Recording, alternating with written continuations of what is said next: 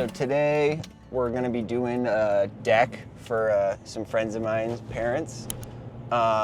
It's a pretty small deck. I think the existing one is like maybe 8 by 10, and it's super run down. It's built really poorly. The ledger's not properly flashed into the house. So the deck is practically uninstalling itself at this point. So the demo should be pretty easy.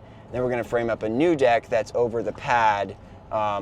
So we'll land on 2 caissons. We'll need to underpour 1 more caisson. We'll basically build a new deck that's closer to like 10 by 20 or 10 by 18 or so with a little cantilever drop beam. So yeah, I'm gonna check it out with the homeowners, and then we'll get started on the demo.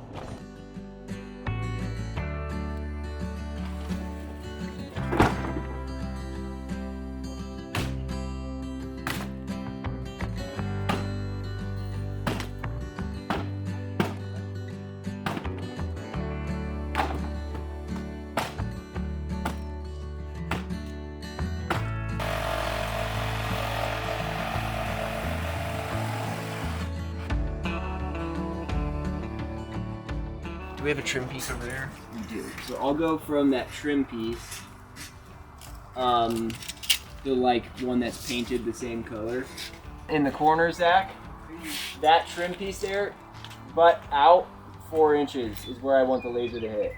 Can you see the laser anywhere? Oh no, towards you. It'll be pretty dang low. It might even be hitting some of that crap. Just put a shadow on the wall and we'll see. There it is. Where is it? It's like right in this direction. Over there? Yeah. Oh yeah, I see it there.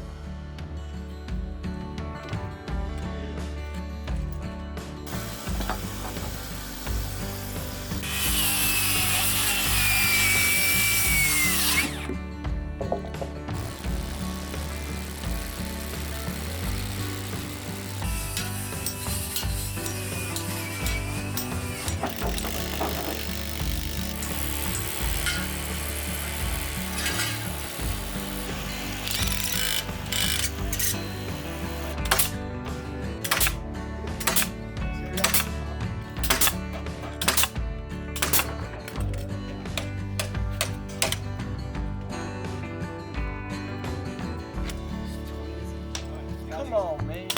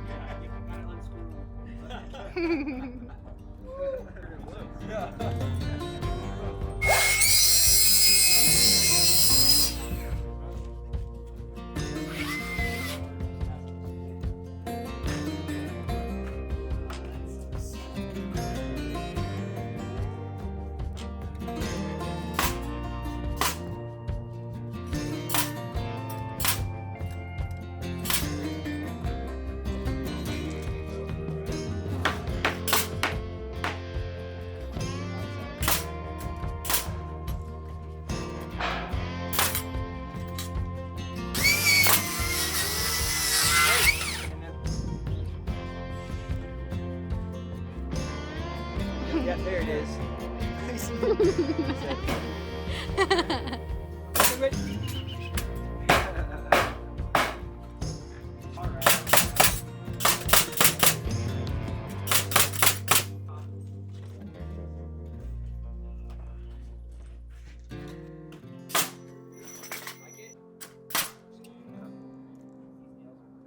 Just one down, and then check the other side.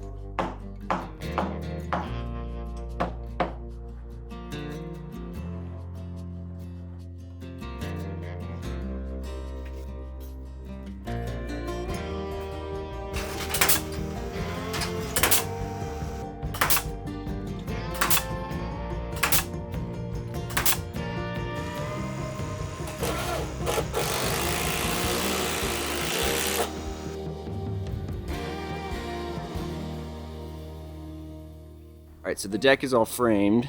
So the next thing that we're gonna do is we're gonna run 4x4 along the top of the joists on the outsides. This is gonna act as backing for our border piece and for our deck rail posts.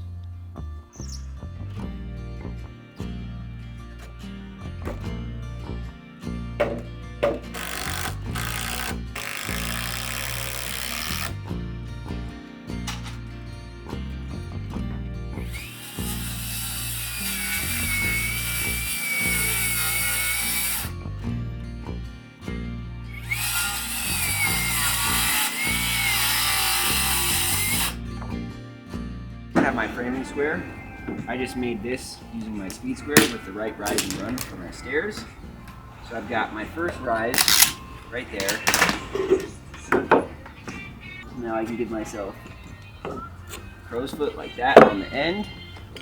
Then I can pull diagonal to get all my rises.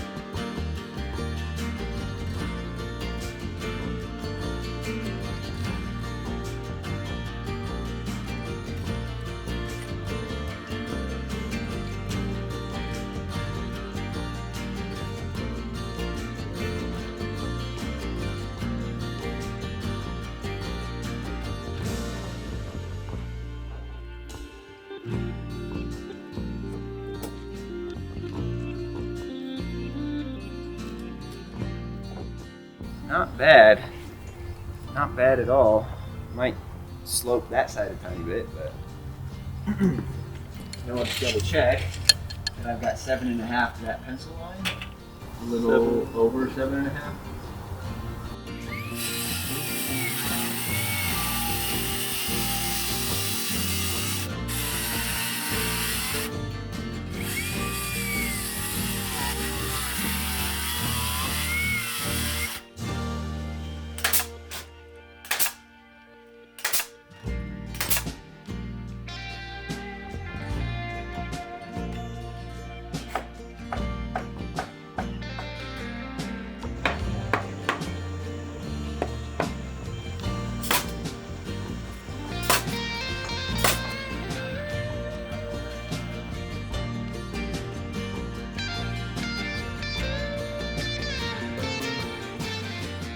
So you'll notice that the ends of our joists, we didn't run our rim for our decking, for our deck.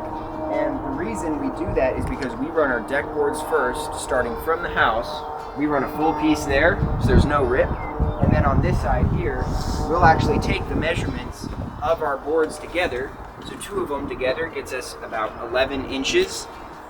So what I'm gonna do is I'm gonna work backwards from here.